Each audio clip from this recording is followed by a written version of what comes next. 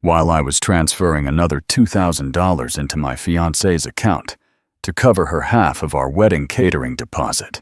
Tessa was texting me from Dylan's apartment, asking if I'd be okay with her fucking him for the next 6 months before we got married. Not a joke, not a hypothetical question. A serious request for permission to cheat on me with her ex-boyfriend, while I continued paying for our June wedding, maintaining the mortgage on our house, and covering her living expenses like some kind of financial cuckold. At 29 years old, I'd spent the last 2.5 years building what I thought was a partnership with a 26-year-old woman who turned out to see me as nothing more than a walking aita with marriage benefits. While I worked 50-hour weeks as a project manager to afford the life she wanted, she was apparently spending her freelance work hours reconnecting with the same loser who'd cheated on her and ghosted her 2 years ago. Here's the part that still blows my mind. She sent me a text message asking for this break while I was literally in the middle of a bank transfer to fund our wedding. The notification popped up on my phone screen right above the banking app. "Hey babe, can we talk about maybe taking a break so I can figure out my feelings about Dylan? I promise I'll be ready to marry you in June. Love you." The audacity was breathtaking. What my entitled fiancé didn't realize was that she'd just revealed herself to be the kind of person who views loyalty as optional and commitment as negotiable. And what she definitely never expected was that I don't negotiate with people who want to use me as their backup plan while they test drive someone else. By the time I was done showing everyone her true colors, she learned that some bridges burn permanently when you try to set them on fire yourself. The social and professional fallout destroyed everything she'd built, but I'm getting ahead of myself. To understand how I got played so completely, you need to know what I thought we had built together. Tessa and I met 2.5 years ago at a friend's housewarming party. She was this vibrant, creative freelance graphic designer who seemed genuinely impressed that I'd bought my own house at 26 and had a stable career as a project manager. We clicked immediately, and within 6 months, she'd moved into my place because her lease was up, and she was between stable clients. What I thought was a partnership was actually me funding her lifestyle while she figured out her career. But I was happy to do it because I believed we were building something real together. We talked about marriage, kids, the future. She'd curl up next to me on the couch, planning our dream wedding, discussing how many kids we wanted, even picking out names. I genuinely thought we were on the same page about creating a life together. The financial investment I made in our relationship was substantial and deliberate. I'd bought our house for $320,000, putting down $64,000 in cash that I'd saved for years. I covered the monthly mortgage payments of $1,800, plus utilities, groceries, and most of our entertainment expenses, because her freelance income was unpredictable. Last year alone, I'd loaned her $5,000 when her biggest client went bankrupt, and I never asked for it back because I saw it as an investment in our future. I'd invested everything in our future together. Tessa's background should have been a red flag, but I was too optimistic to see it clearly. She'd dated Dylan for 3 years before meeting me, and that relationship had ended when she caught him cheating with a coworker. She talked about him occasionally, usually to contrast how much better I treated her compared to his selfishness and immaturity. "You actually listened to me," she'd say. "Dylan never cared about my feelings or dreams the way you do." But sometimes she'd mention things Dylan was doing. A new job, a social media post, something she'd heard from mutual friends. And I'd notice a weird tone in her voice. Not quite nostalgia, but something closer to unfinished business. She followed his Instagram, and he followed hers.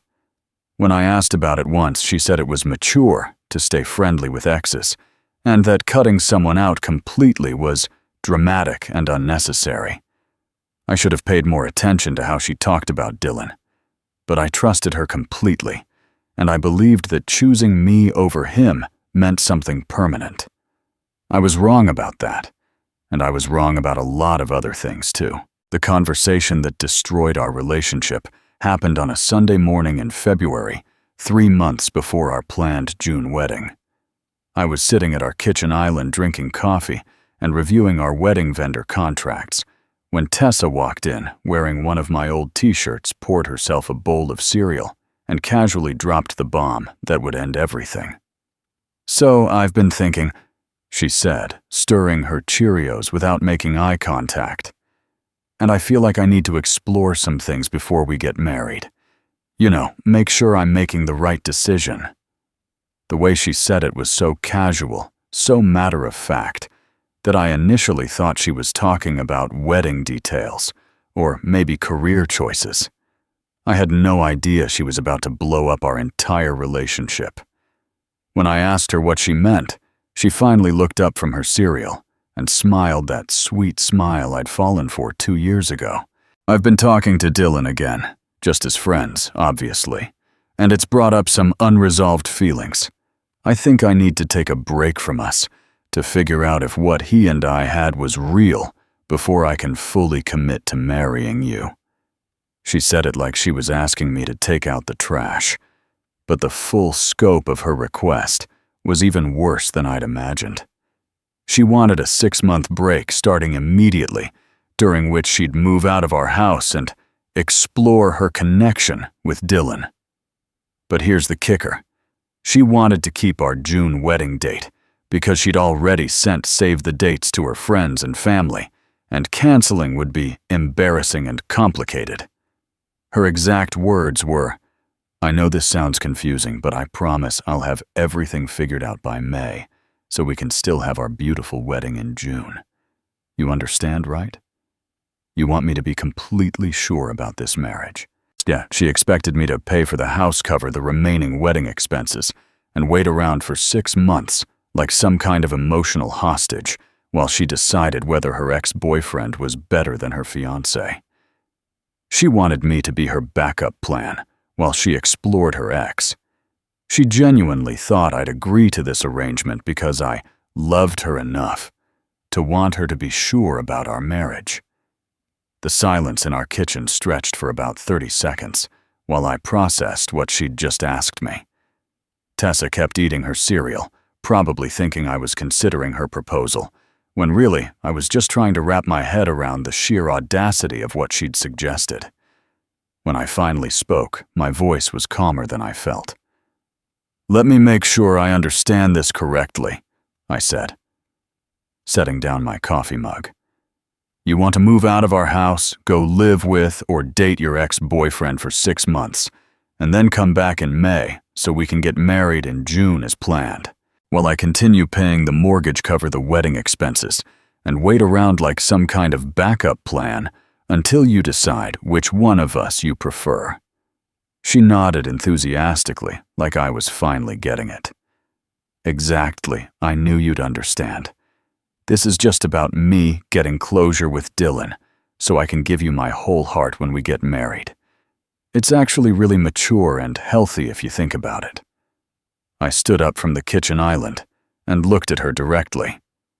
"Tessa, there's not going to be a break. There's only going to be a breakup. If you need to explore your feelings for another man, then you're not ready to marry me, and I'm not going to sit around waiting for you to choose me." I told her there would be no break, only a breakup. That's when her whole demeanor changed. The sweet, reasonable tone disappeared, and suddenly I was dealing with someone I barely recognized. "You're being completely unreasonable," she said, her voice getting higher. "I'm trying to be honest with you about my feelings, instead of just cheating behind your back like most people would do. You should be grateful that I care enough about our relationship to handle this the right way." She tried every manipulation tactic she could think of. I was being insecure and controlling for not wanting her to date other people.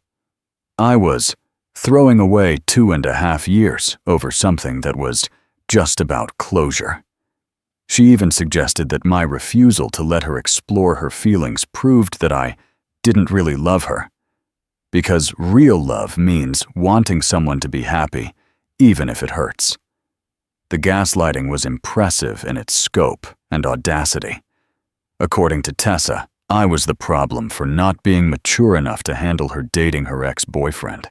She actually said most secure men would be fine with this because they'd trust their girlfriend to come back to them. She tried every manipulation tactic in her playbook, but I was done listening to her rewrite reality. I walked to our bedroom, opened her jewelry box, and brought back the engagement ring she'd left on the nightstand. "Here," I said, placing it on the kitchen counter between us. "Since you need 6 months to figure out if you want to marry me, you won't be needing this." The look on her face was priceless. For the first time since this conversation started, she realized that I wasn't negotiating. I wasn't going to argue with her about the terms of her betrayal or try to convince her to choose me over him. I was simply refusing to participate in her game entirely. She couldn't believe someone wouldn't wait for her. The entitlement was so deeply ingrained that she genuinely expected me to compete for her affection while she decided which man deserved her. The next few hours were fascinating to watch. Once Tessa realized that I wasn't bluffing about ending our engagement, she went into full panic mode. The tears started first. Then the frantic phone calls to her friends, asking them to convince me I was overreacting. She kept trying to clarify what she'd meant, insisting that she hadn't actually wanted to date Dylan, just have some conversations to get closure. By evening, she was practically begging me to reconsider. "I didn't mean I wanted to sleep with him," she said, which was hilarious because that's exactly what exploring her feelings meant, and we both knew it. "I just need to talk to him about some unresolved issues from our past. You're making this into something way bigger than it is." But I could see the panic in her eyes as she realized that her brilliant plan to have her cake and eat it too had backfired spectacularly. She called her sister her best friend. Even my friend Noah, trying to get someone to tell her that I was being unreasonable. But every conversation seemed to make her more desperate because no one was taking her side. She realized she'd gambled and lost everything.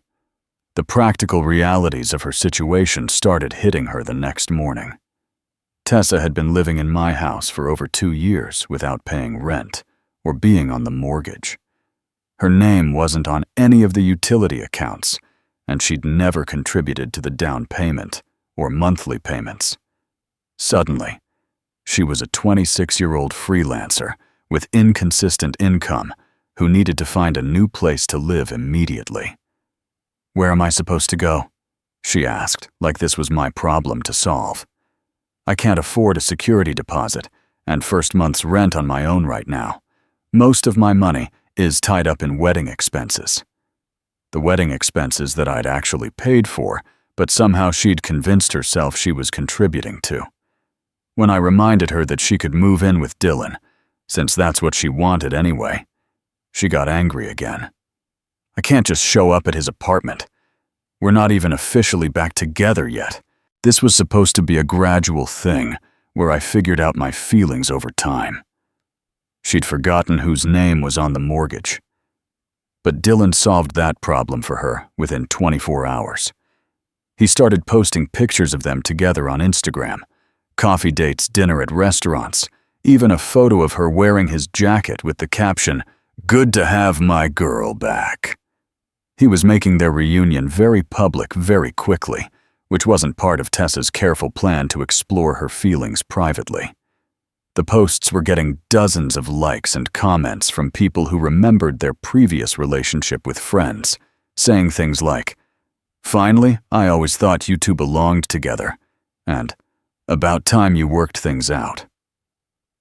Dylan was essentially announcing to our entire social circle that Tessa had left me to get back together with him. When I showed Tessa the posts, her face went white. "I didn't tell him to post those," she said. He's making it look like we're officially back together, when I just wanted to take things slow and see what happened. But Dylan wasn't interested in her timeline or her need for discretion.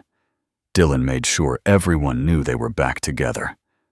Over the next few days, I started taking screenshots of every text message Tessa sent me as her desperation escalated. The evidence was damning because it showed exactly what she'd asked for and how she was trying to rewrite history when it didn't work out in her favor. Her first message came just hours after she moved out.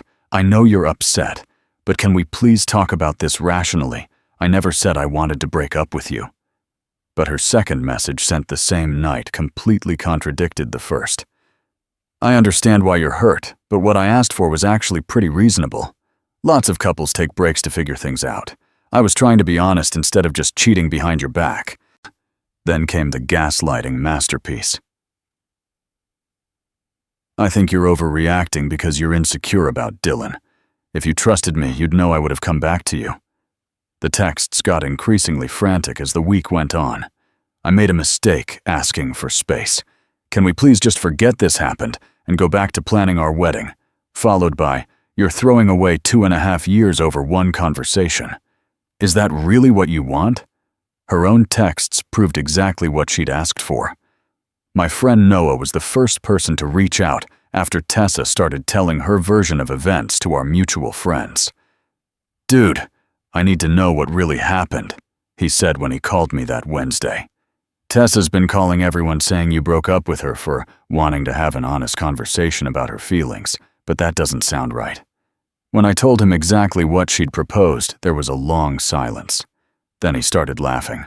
"She asked you to wait around while she banged her ex-boyfriend and then marry her anyway. Are you serious right now?" His reaction was immediate and visceral. I've never seen anything so entitled in my life. She actually thought you'd agree to that. Noah had known us as a couple for over a year, and he was genuinely shocked that someone would make that request. The fact that she's now trying to make you look like the bad guy for saying no is insane, he said. "I'm going to make sure everyone knows what really happened, because this is ridiculous." The professional consequences started hitting Tessa almost immediately. She'd gotten several freelance contracts through my friend Sarah, who runs a marketing company, and had been impressed with Tessa's design work. But Sarah also knew about our engagement and had even offered to design our wedding invitations as a gift. When Sarah heard about the breakup, she called me directly. "I'm sorry to hear about you and Tessa," she said, "but I have to ask, is it true that she left you for her ex-boyfriend 3 months before your wedding?" When I explained what had actually happened, Sarah's tone changed completely. "I can't work with someone who would do that to their fiancé," she said bluntly. "My company has a reputation to maintain, and I don't want to be associated with someone who treats relationships like they're optional. I was about to offer her a long-term contract, but not anymore." Her personal drama was destroying her professional reputation. The final blow came from an unexpected source. Tessa's own sister called me 2 weeks after the breakup. "I need to apologize for my sister's behavior," she said. "Our whole family is mortified. When she told us what happened, my mom actually said she was ashamed of how she raised Tessa." According to her sister, Tessa had tried to spin the story as me being too possessive to let her have closure with her past. But when the family pressed for details about what exactly she'd asked for, the truth came out. "My dad said he couldn't believe she'd ask someone to be her backup plan," her sister explained. "We all think she made a huge mistake, and we wanted you to know that we don't support what she did." Even her own sister said she'd messed up completely. The woman who was supposed to love her unconditionally was calling to apologize for Tessa's behavior and distance their family from her choices. While Tessa was busy trying to control the narrative about our breakup, I focused on handling the situation with dignity and strategic thinking. People kept asking me if I was going to fight for her or try to win her back. but I refused to compete for someone who'd already shown me exactly where I ranked in her priorities. My approach was simple: let the truth speak for itself, and move forward with my life. Several mutual friends suggested I should make some grand gesture to show her what she was losing, or post something on social media to remind her of the good times we had. But I knew that chasing someone who'd asked to date another man would only make me look desperate and pathetic.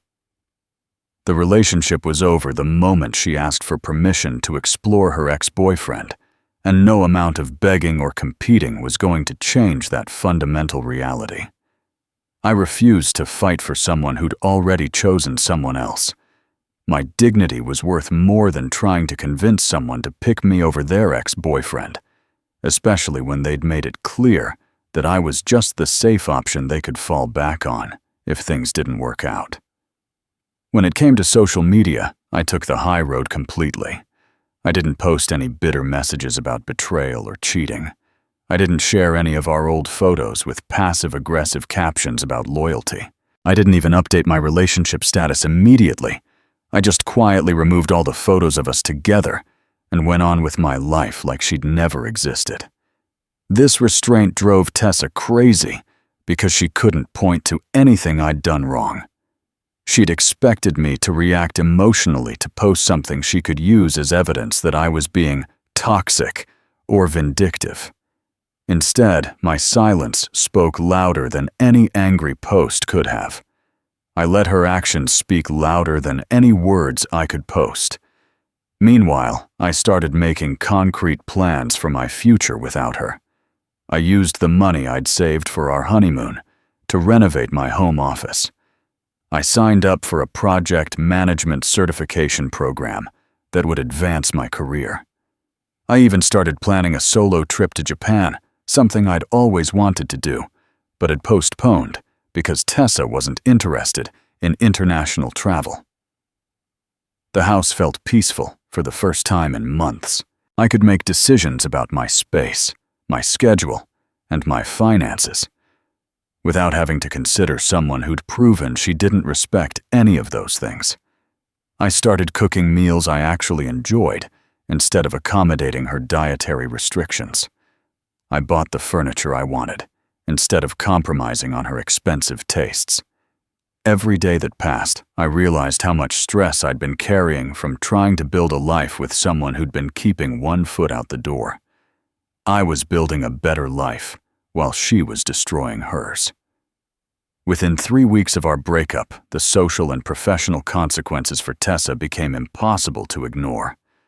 Our mutual friends had initially tried to stay neutral, but as more details emerged about what she'd actually asked me to do, the reactions were universally negative. At a friend's birthday party I attended without her, I watched multiple people approach me to express their shock and support. "I can't believe she thought you'd agree to that," said my friend Mike, whose girlfriend looked genuinely disturbed by the whole situation. "Like who asks their fiancé to be their backup plan while they sleep with their ex? That's psychotic behavior." Another mutual friend, Jessica, was even more direct. "We always thought Tessa was a little self-centered, but this is next-level narcissism." The professional networking events where Tessa had been building her freelance career became uncomfortable for her as word spread through the local business community. Sarah had connections throughout the marketing world, and she wasn't shy about explaining why she'd cut ties with Tessa. "I can't recommend someone for client work when they've proven they'll blow up their personal relationships for selfish reasons," she told people. "If she'll betray her fiancé, what would she do to a business partner? Everyone saw her true colors when the pressure hit. The mask of the sweet, creative professional had slipped, and people were seeing the entitled, manipulative person underneath." Meanwhile, Dylan was busy proving exactly why I'd been the better choice all along. His social media presence became increasingly toxic as he started posting passive-aggressive memes about real men and weak men who can't handle competition. He shared photos of expensive dinners and weekend trips with Tessa, but always with captions that felt like he was trying too hard to prove something. The worst part was watching him treat Tessa exactly the way he had before. He'd post photos of them together, then delete them when he got attention from other women in the comments. He'd make plans with her and then cancel last minute to hang out with his friends. Most tellingly, he never posted anything about their relationship being exclusive or serious. Everything was carefully worded to keep his options open. When Tessa's friend Emma ran into me at a coffee shop, she couldn't help but comment on what she was seeing. "Dylan's treating her like a casual hookup, not like someone he's been pining for," she said. "He's posting pictures with other women and acting single half the time. I don't think this is the grand romantic reunion she was expecting." Dylan showed everyone why I'd been the better choice. He was giving her exactly the same disrespectful, uncommitted treatment that had made her break up with him in the first place. As the reality of her situation set in, Tessa's behavior became increasingly desperate and erratic. She started posting cryptic social media updates about learning who your real friends are and people showing their true colors during hard times. She sent long emails to mutual friends, trying to explain her side of the story, but each explanation only made her look worse. The most embarrassing incident happened at a networking event, where both she and Sarah were present. According to multiple witnesses, Tessa approached Sarah and loudly demanded to know why she was spreading lies about her to potential clients. When Sarah calmly explained that she'd simply told the truth about why their business relationship ended, Tessa started crying and accused her of destroying her career over personal drama. The scene was so uncomfortable that event organizers asked her to leave. The story spread quickly through professional circles, cementing her reputation as someone who couldn't handle business relationships professionally. Her desperation made everyone even more uncomfortable.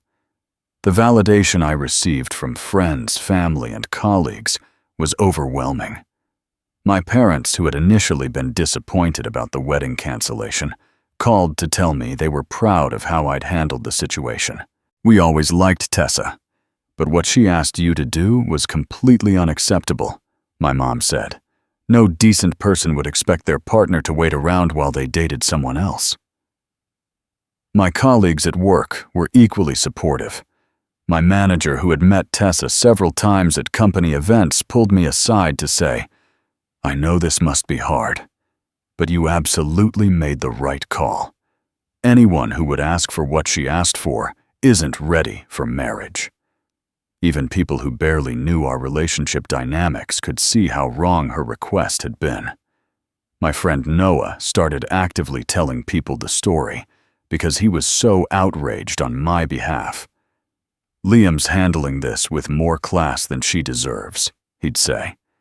"If someone tried to make me their backup plan like that, I wouldn't be nearly as calm about it." The unanimous response from everyone who heard the full story was shock and support for my decision. Everyone agreed I'd dodged a massive bullet. The woman I'd thought I wanted to marry had revealed herself to be someone who viewed commitment as negotiable and loyalty as optional. 6 months later, I learned through mutual friends that Tessa's relationship with Dylan had imploded exactly as everyone had predicted.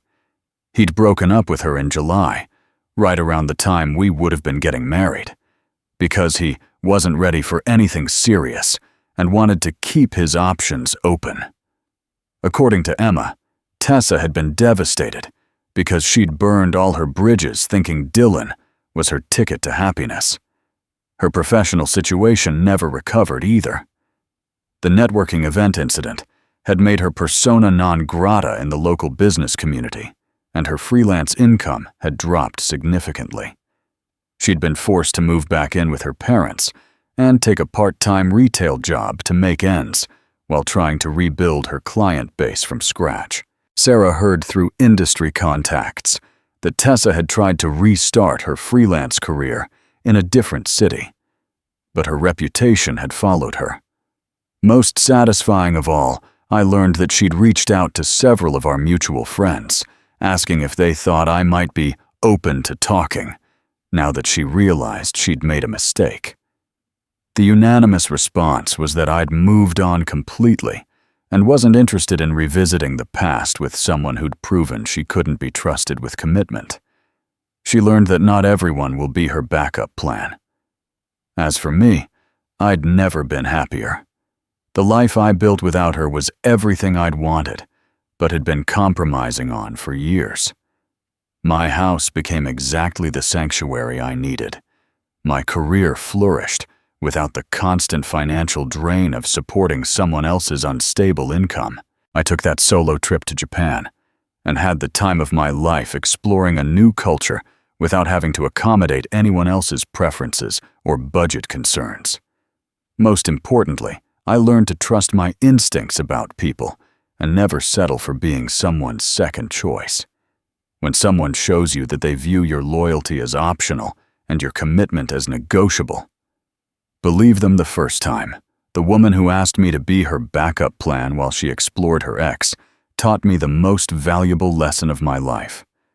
Sometimes walking away immediately is the only response that preserves your dignity and self-respect. I learned that showing my true colors saved my life.